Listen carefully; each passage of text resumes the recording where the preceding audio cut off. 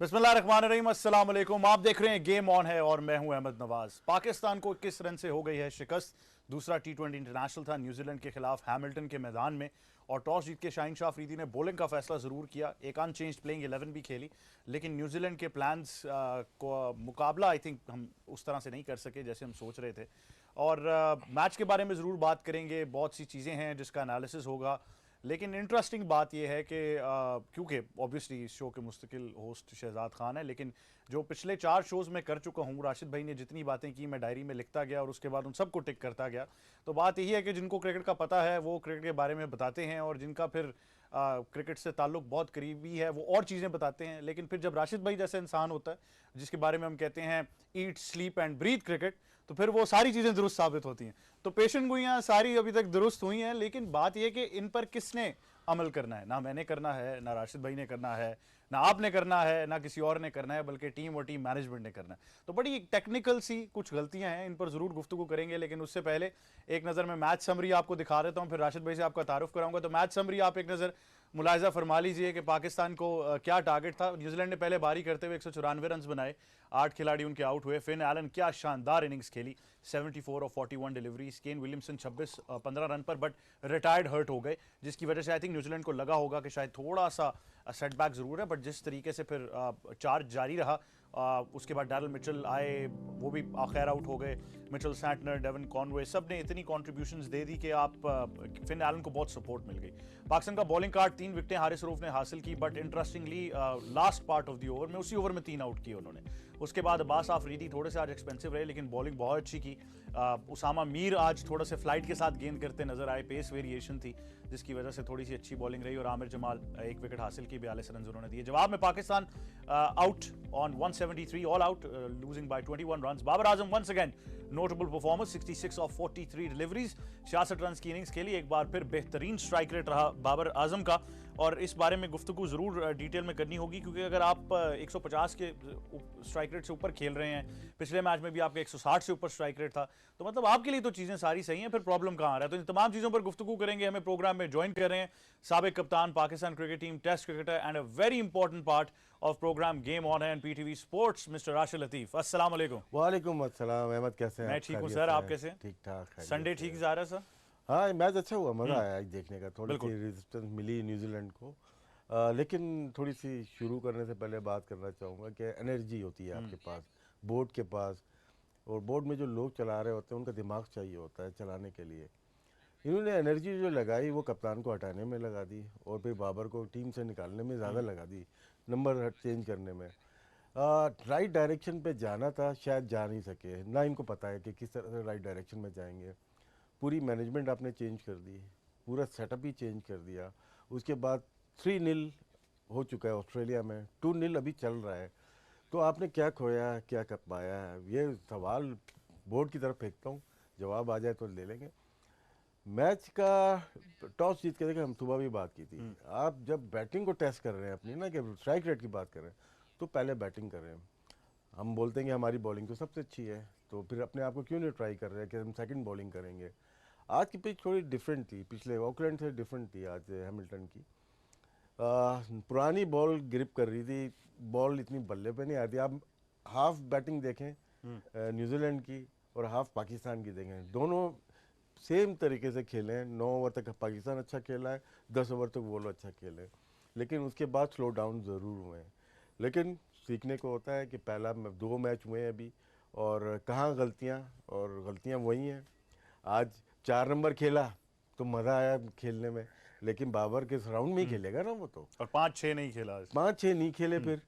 तो गेम आपका T20 4-5-6 है। आज देखिए बाबर आपको लेके चलेगा, 150 के स्ट्राइक रेट पे लेके चलेगा ना, दूसरे क्या कर रहे हैं, 5-6 का फर्ज बनता था। आज क्या हुआ, आप टेम्पलेट उठा के देख लें न्यूजीलैंड का, कॉनवे शुरू हुए, साथ में फिन एलन शुरू हुए, दोनों ने किया, फिर आगे विलियमसन ने थोड़ा रोका और लेके चले, लेकिन उन्होंने 12-13 ओवर में गेम को आपसे बाहर कर दिया था आपको। उसके बाद ये बड़ी मुश्किलों से पहुंचे 195 तक, लेकिन आइडिया था कि यार ये रन तक, लेकिन उस स्टेज पे इतने सेट थे कि वो, जिसको हम आम जबान में कहते हैं कि लातों मुक्कों से भी वो 190 तक पहुंच जाते, 190 तक पहुंच गए। लेकिन गलतियां हमारी हैं, थोड़ा सा हमें जो लोग टीम देख रहे हैं, उनको देखना पड़ेगा, विकेट नहीं ले रहे हम लोग बीच में, दोबारा वही बात आ गई। कप्तानी शाहीन की बेहतरीन कप्तानी, लेकिन उसको राशिद खान नहीं मिल रहा फिर ठीक है, उसको राशिद खान चाहिए, क्योंकि आप जो 7वां 9वां 11वां 13वां ओवर में गेम को वो चेंज करता था, छीन के लेके आ जाता था। बिल्कुल। अब वो यहाँ से गेम हम दे रहे हैं दूसरे को, ये बहुत बड़ा फर्क है। बिल्कुल। आई थिंक बड़ी अच्छी चीज की निशानदेही राशिद भाई ने की है, लेकिन हमारे पास शाहीन के पास खान हो ना हो, हमारे पास लतीफ जरूर है। राशिद लतीफ हमारे पास है, तो हम गुफ्तगू जारी रखेंगे। न्यूजीलैंड की बैटिंग एक दफा देखते हैं। राशिद भाई मैं चाहूंगा उस पर हम जरा कमेंट जरूर करें, जिस तरीके से उन्होंने शुरुआत की। फिन एलन सबसे पहले, आई थिंक क्या कमाल प्लेयर है। देखिए उसमें जैसे हमने बात की थी, रोल डिफाइन किया, हारिस रऊफ, इस पे बात करते हैं। देखिए टारगेट पे बॉलिंग नहीं कर रहे, थोड़ी सी शॉर्ट ऑफ लेंथ और उनको फीड हुई है ये बॉलिंग, और ये अच्छी शॉट मारी, अच्छी बॉलिंग की शाहीन ने शुरू में, बहुत अच्छी शॉट मारी है उन्होंने, दूर ज़रूर गई है लेकिन उन्हें फंसा के रखा हुआ था। यहाँ पे नया बॉल बनता नहीं हारिस के साथ ना, हारिस आपका प्रीमियर बॉलर है मिडिल ओवर और एंड ओवर में। यहाँ पे ग्राउंड ऐसा है, आप कह सकते हैं कि उसामा सूटेबल नहीं था वहाँ पे यहाँ के ग्राउंड के लिए, लेकिन क्या है फिर भी आप थोड़ा सा करते हैं। इन्होंने ज़्यादातर हारिस और उसामा पे रन किए, उन्होंने देख लिया था कि हम कहाँ पे रन किएंगे। बहुत अच्छी बैटिंग की है फिन एलन ने, और ये पावर प्ले में तो खेलते ही हैं, आज थोड़ा सा पावर प्ले के बाहर भी इनको मौका मिला और अच्छे 70 रन किए उन्होंने। वर्ल्ड कप से लेकर अभी तक आई थिंक उसामा मीर के पर्टिकुलरली शो के सेकंड हाफ में तो जरूर बात करेंगे। बॉडी लैंग्वेज वाइज भी बहुत अंडर कॉन्फिडेंट नजर आ रहे हैं, और I think you are not in the game जब आपको पता हो रन्स कंसीड। किसी ने देखा ना देखा, वो शब्बीर तो देखेगा इनसे थ्रो नहीं हो रही। हाँ। देखिए ना फील्डिंग में थ्रो भी करते हैं ना, जब थ्रो नहीं हो रही तो इसका मतलब है आपका शोल्डर ठीक नहीं है, शोल्डर ठीक नहीं है तो इसका मतलब रोटेट ठीक नहीं होगा, तो इससे अच्छा तो शादाब को ही ले जाते। मतलब एक बात करने की है ना, शादाब अनफिट है तो ये भी फुली फिट नहीं लग रहे। वर्ल्ड कप से देखें इनकी थ्रो नहीं हो रही, जब थ्रो नहीं होगी तो आपका शोल्डर यानी कि कुछ ना कुछ तो पेन है, जब आपके पेन है थ्रो नहीं हो पा रही तो बॉल कैसे कर पा रहे हो। बॉल में वो बाइट या वो पेस नहीं होगी, जिस पे आउट किया वो थोड़ी सी तेज़ बॉल थी, गुगली बॉल थी, जिस पे फिन एलन को आउट किया। तो आपको T20 में टाइम नहीं देना, यहाँ पे आज टाइम दे रहे थे आप, इसका मतलब है शोल्डर में थोड़ा बहुत होगा जो टीवी पे देख के लग रहा है। एक मैच हो जाए, 2 मैच हो जाए, ये तो T20, आप वर्ल्ड कप भी खेल के गए, थोड़ा देखना पड़ेगा, मेडिकल स्टाफ को देखना पड़ेगा कि आया ये फिट है या नहीं है। इस सीरीज में तो खैर आपके पास अब एक्सपेरिमेंट इसलिए नहीं बनता कि अगर उसामा नहीं खेलेंगे तो नवाज खेलेंगे, और ऑब्वियसली अगर आप वर्ल्ड कप में जाते हैं तो आपकी प्राइमरी चॉइस फिर भी शादाब खान ही है, और वो वापस आएंगे इंजरी के बाद। वर्ल्ड कप वो बाद में बात करेंगे शादाब तो है, क्योंकि मैं भी सुबह ही मैंने बताया था आपको कि उनके 100 विकेट्स हैं बिल्कुल में, और T20 का बादशाह प्लेयर है वो, बैटिंग बॉलिंग फील्डिंग। वनडे को कंपेयर नहीं करो कि वनडे में मार खा गया, ठीक है हो गए, लेकिन वो T20 का प्रीमियर बॉलर है पाकिस्तान। बिल्कुल ऐसे ही है। और अगर आप न्यूजीलैंड के कुछ प्लेयर्स की बात करें तो कप्तान केन विलियमसन अनफॉर्चुनेटली आज इंजर्ड हो गए, बहुत ज़बरदस्त खेल रहे थे, और उस इंजरी के बाद मैंने जैसा कि कहा न्यूजीलैंड को लगा होगा कि थोड़ा सा सेटबैक हो सकता है, लेकिन इतने प्लेयर्स जब इतनी अच्छी फॉर्म और स्ट्राइक रेट और प्लानिंग एग्जीक्यूशन रोल डिफाइनिंग से खेल रहे हों, और फिन एलन को ऑलरेडी सपोर्ट मिल रही थी, तो खैर आई थिंक रन्स में उनको इतना वो डिफरेंस नहीं फील हुआ होगा। अगर आप उस विलियमसन की इंजरी को भी ज़रा नोट करें तो उसके बाद बाहर जाना पड़ा उनको, और ये आई थिंक एक मेजर ज़रा एक सेटबैक ज़रूर था न्यूजीलैंड के लिए। उसके बाद कप्तानी भी हमने देखा कि टिम साउदी ने की, और लग यही रहा था कि विलियमसन शायद वापस नहीं आएंगे, जब ऑलरेडी लास्ट विकेट तक बात चली गई थी, तो he was padded up but obviously didn't need to come in. So Williamson की injury not a good sign for New Zealand anyway. वो देखिए एक इंजरी हो चुकी है उनको ऑलरेडी, IPL में पहले मैच में हुई थी, और उसके बाद वर्ल्ड कप में वापस आए हैं, वो नी इंजरी थी इनकी। तो जब नी इंजरी हो जाती है ना, आपको बैक का बड़ा ख्याल रखना पड़ता है, और ये इस दफ़ा ये बैक इनकी ख़राब हुई है, पेन आया है, और ये शॉर्ट बॉल से मारी थी, तो मेरे ख्याल से नी से कनेक्टेड है इनकी बैक का जो स्पाइजन जो हो रहा है या जो दर्द हो रहा है इनके लोअर बैक में। बिल्कुल ज़्यादा टाइम नहीं हुआ और गेम में आ गए, और इंटरनेशनल जब खेलते हैं ये बहुत पैशन से खेलते हैं, और ये हमारी तरह आउट होके नहीं आ जाते, ये पूरी बैटिंग करते हैं। बहुत अच्छी बैटिंग की, लेकिन के अनफिट हो गए, जल्दी फिट हो कि वर्ल्ड की दुनिया के टॉप बैट्समैन से अभी तो नंबर 1 है टेस्ट मैचेस में, टेस्ट क्रिकेट में नंबर 1 बैट्समैन है। मतलब आप बात वही है कि अगर आप जो आप कहते हैं टेक्निकली अगर अच्छे होंगे तो आप हर फॉर्मेट में, टेस्ट के नंबर 1 है। आज भी जो शॉट्स लगा रहे थे एफर्टलेस शॉट्स थे। देखिए होता क्या है कि आप इनिंग को लेके चल रहे होते हैं, जिसके पास शॉट्स होते हैं ना, डिफेंस भी होता है, वो लेके चल, जब प्रेशर पड़ता है ना तो बॉल डॉट खेल जाते हैं ये लोग, स्ट्राइक रेट कम होता जाता है, लेकिन जब इनके हाथ में आ जाता है ना गेम, फिर ये स्ट्राइक रेट को आगे इंक्रीज कर जाते हैं। सारे टॉप प्लेयर्स उठा देते हैं, जिसके पास शॉट्स कम है और डिफेंस अच्छा नहीं है, वो मार के आउट होते हैं बाउंड्री के ऊपर। मोस्टली आप देखें, आज भी देखें, बाउंड्री पे मार के आउट हुए हैं ना, क्योंकि उनके पास प्रेशर बर्दाश्त करने का टाइम ही नहीं मिला ना उनको। 3 डॉट हुई, यार अब मारते हैं, अब लोग क्या बोलेंगे, नहीं, आप सिंगल लेके टाइम दो अपने आप को। गेम है टाइम देने का, और यहाँ पे टाइम ही नहीं दिया जा रहा। बिल्कुल, अगर हम अपनी, जैसे कि हमने अपना बॉलिंग कार्ड, स्ट्राइक रेट इतना दिमाग में डाल दिया। फखर जमान मिसाल है आपकी। बिल्कुल, जब बाबर ने आज स्टार्ट किया तो बाबर तो 200 के स्ट्राइक रेट से खेल रहा था, 230 पे चला गया। फखर आराम से खेल रहा था 89 90। उसके जब मिला टाइम, उसने पूरे गेम ही पलट दिया। लेकिन इक्वेशन आज भी सेम थी, वही 30 पे 70 तकरीबन चल रहा था। आपको ये 4 5 6 नंबर ना, ये आपको करने पड़ेगा। ये जितने भी हमारे भाई लोग हैं, जितने बात कर रहे हैं क्रिकेट की, 1 नंबर 2 नंबर के बाद क्रिकेट होती है। 3 नंबर 4 नंबर 5 नंबर 6 नंबर, ये आपको मैच जिताते हैं। ओपनर कितने मैच जिता देंगे आपको? बेस देते हैं। 2 आउट हो गए ना आज भी पावर प्ले में। पावर प्ले में आज फिर 2 आउट हुए, और पूरे ओवर खेले हमने नहीं खेले ना। तो जो कैंपेन चला रहे हैं उनके लिए एक क्या कहते हैं, साइलेंट मैसेज है ये। आई थिंक बात सुबह भी राशिद भाई ने की थी कि जब वो ओपन स्लॉट नहीं चलेगी, और राशिद भाई ने बड़ा कैटेगोरिकली कहा कि ये तजर्बा मुझे ज़्यादा देर चलते हुए नज़र नहीं आ रहा, और बात वही है कि फिर बात बाबर आजम पर आई और आज फिर शानदार खेले। I think ran out of options, थोड़ी सी जल्दी एंड में ज़रूर कर गए, but you can't blame him. जब आपके इर्द गिर्द कोई प्रेशर ऑब्जॉर्व ही नहीं कर रहा तो you have to play like this. बहुत आसान है किसी को भी क्रिटिसाइज कर देना। अगर मैं निकालना चाहूँ, मैं बॉलिंग की इतनी सारी चीज़ें निकाल दूंगा तो लोग परेशान हो जाएंगे, यार ये भी किया इन्होंने। अब हारिस रऊफ का मैं निकाल के देता हूँ आपको, 1 से 18 ओवर तक इस 2 मैचेस में 1 विकेट भी नहीं है उनकी, 1 विकेट भी नहीं है। जैसे मैंने 19वें में 3 आउट किया, वही 3 विकेट, और 20वें में 2 पिछले मैच में, वही 3 विकेट। हमें ये नहीं चाहिए, हमें चाहिए बीच में आउट चाहिए 6। आपने 5 आउट किए, आपने सारे आखिर में किए। उस तक तो मैच ओवर हो गया था, ये एक में 46 रन से आ रहे, एक में 21 रन से आ रहे। हमें चाहिए बीच में आउट। बीच में कौन आउट करके देगा? बीच में आपको आउट करना है ना। तो फिर ओपनर्स पे या मिडिल ऑर्डर पे मत डालो, बॉलर्स पे डालो। बॉलर्स की गलती है दोनों मैचेस के अंदर, इतने फ्रीली मार नहीं खाते जिस तरह से ये लोग मार खा रहे हैं। तो कप्तान को सामने आके लेना पड़ेगा कि यार ये नहीं, हमारी रिस्पॉन्सिबिलिटी है अच्छा परफॉर्म करना, विकेट लेना।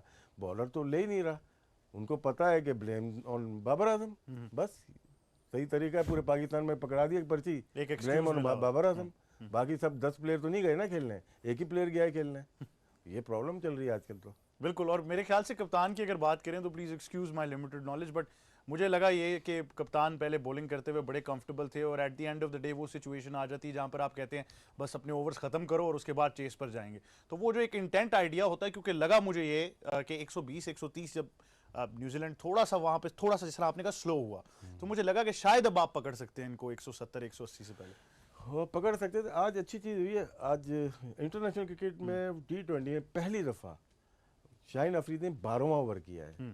जैसे गिनते हैं ना, पहला ओवर तीसरा ओवर करते हैं ये अमूमन, पहला तीसरा, फिर आप कभी देखोगे छठे ओवर भी किया होगा, 15 16 17 18 बहुत सारे किए हैं। आज पहली दफ़ा 12वां ओवर किया जिसमें 6 रन दिए हैं। ये एक नई चीज़ थी कि प्रेशर लिया उन्होंने। इसी तरह हारिस को भी लेके आना चाहिए यहाँ पे, कि यहाँ पे आप बॉल करें, यहाँ हमें विकेट चाहिए। और उसके बाद जब प्रेशर पड़ा तो वहाँ पे शाहीन के ओवर के बाद विकेट मिली है। तो ये चीज़ शाहीन की अच्छी नज़र आई है। लेकिन क्या है, आपको हारिस को भी बीच में आके विकेट लेनी पड़ेगी। नया बॉल तो कोई भी कर लेगा, आमिर जमाल से करा लें, अब्बास से कर लें, वसीम जूनियर है, ठीक है ना, उनसे करा लें, सलमान से कर लें। आपको मिडिल में कोई ऐसा बॉलर चाहिए, नसीम है नहीं, वो ऐसा बॉलर चाहिए जो विकेटें लेके दे। आप तो फ्रीली गेम को दे रहे हैं उनको, 7 से 15 ओवर तो गेम उनका हो जाता है, यहाँ पे मिस्टेक हो रही है। बिल्कुल, और फेज फिर वही है। मेरे ख्याल से 2 चीज़ें जो बड़ी हमारे लिए कंसिस्टेंट रही हैं गेम होने पे, वो एक तो 4 5 6 जो हम बोलते रहे हैं, और दूसरी बात over number 7 to over number 15। बार बार इसी मैं फेज की बात करूंगा, क्योंकि आज भी मैं इसी फेज का कंपैरिजन देख रहा था जहां पे न्यूजीलैंड का स्कोर 140 प्लस था, लेकिन हम जो थे वो 109 110 पे स्ट्रगल कर रहे थे। तो क्लियरली उन्हीं ओवर्स में हमें मार पड़ी जहां पर न्यूजीलैंड एक्चुअली टैक्टिकली विकेट्स लेने गया। देखिए प्लान किया जाता है, वो 2-3 ओवर देखते हैं कि हम किसको लेके चलेंगे, वो आउट होने से घबराते नहीं है। वो जिस तरह से लेके चल रहे होते हैं, उन्होंने टारगेट किया हुआ था आमिर जमाल को और उसामा को, जैसे लग रहा है। मैं भी यही सोच रहा था यार ये 16वें ओवर तक ना जाए, क्या नाम है, उसामा, उसको पहले ही फिनिश कर दो। न्यूजीलैंड डिफरेंट टैक्टिक्स से खेलता है। जहाँ पे उनके स्पिनर को मार लगी, सेंटनर को 5वां ओवर किया और 7वां ओवर किया, सूदी ने 8वां ओवर किया, उनको 19 रन और 11-12 रन बने, दोनों को हटा लिया। अब 6 ओवर बाकी थे, बीच बीच में लेके आए, लेकिन रन इतने ज़्यादा नहीं दिए। उसके बाद जब 13 ओवर हो गए, 14 ओवर हो गए, तो 4 ओवर बाकी थे इनके, और वहीं पे पूरी टीम को वहीं पे इन्होंने आउट कर दिया। तो ये टैक्टिक्स होती है कि किस तरह से हमें स्पिन को अपने बचाना है और आउट भी करना है।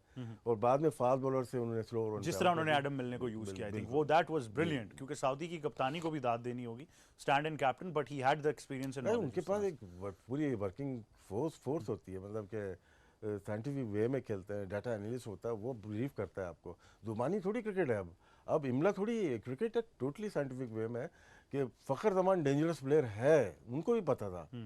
उन्होंने ट्राई की कि सेंटनर से आउट करना, शो दे दिए, इनको बख्शता ही नहीं, 4 छक्के तो उन दोनों को मार दिया ना उसने। तो क्या है कि इससे हमें आ रहा है कि मेनली आपके पास वर्ल्ड क्रिकेट में जब खेलेंगे मिडिल ओवर में लेफ्ट आर्म स्पिनर होगा या राइट आर्म लेग स्पिनर होगा, तो फ़खर के बाद 5वां छठे के बाद भी एक लेफ्ट हैंडर बैट्समैन होना चाहिए, इमाद वसीम की तरह। आपको कैलकुलेशन हमारी नहीं है, हमारी तैयारी नहीं है। यहाँ पे अगर अच्छा लेफ्ट हैंडर होता तो गेम जीतने हारने की बात नहीं है, गेम उनके लिए प्रेशराइज कर देते। तो हमारे पास बीच में एक और लेफ्ट हैंडर चाहिए। 4 नंबर लेफ्ट हैंडर डेंजरस है, वो साबित कर रहा है आपको। ऊपर एक लेफ्ट हैंडर आ गया साइम अयूब, एक आ गया 4 नंबर, एक 6 नंबर ले लें या 7 नंबर ले लें, पाकिस्तान की टीम बेहतर परफॉर्म करेगी। लेकिन अगर उनकी ऑप्शन नहीं है और कोई नहीं चाह रहा कि उनसे बात की जाए, तो फिर क्या ऑप्शन? कोई और देख लेना, कोई और लेफ्ट हैंडर तो होगा ना, सिस्टम में तो खेल रहे होंगे ना। और सिस्टम में तो बहुत से लोग खेल रहे हैं, फिर आपने किसको खिलाना, आई थिंक ये बड़ा इंपॉर्टेंट है। सिस्टम में तो खैर बहुत से लोग ऐसे हैं, और जैसा कि मैंने कहा, मैं एक और पर्टिकुलर चीज़ ये है कि मुझे I don't see the same Iftikhar Ahmed which we are used to see. ताजुब हो रहा है थोड़ा सा ना, थोड़ा हैवी खेल रहे, मारते पहले जबरदस्ती हो रही है। देखिए अब लोग आर्गुमेंट करते थे